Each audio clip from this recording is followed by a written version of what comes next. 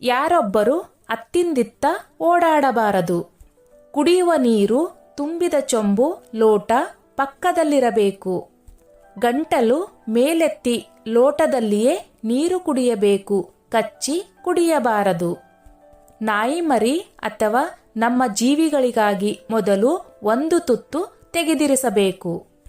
ಊಟದ ವೇಳೆಗೆ ಯಾರಾದರೂ ಬಳಿಗೆ ಬಂದರೆ ಮೊದಲು ಅವರಿಗೆ ಊಟ ನೀಡಲು ಆದ್ಯತೆ ಕೊಡಬೇಕು. ನೀರು ಅಥವಾ ಸಾರಿನಲ್ಲಿ ಒಮ್ಮೆ ಅಂಗೈ ತೇವ ಮಾಡಿಕೊಳ್ಳಬೇಕು.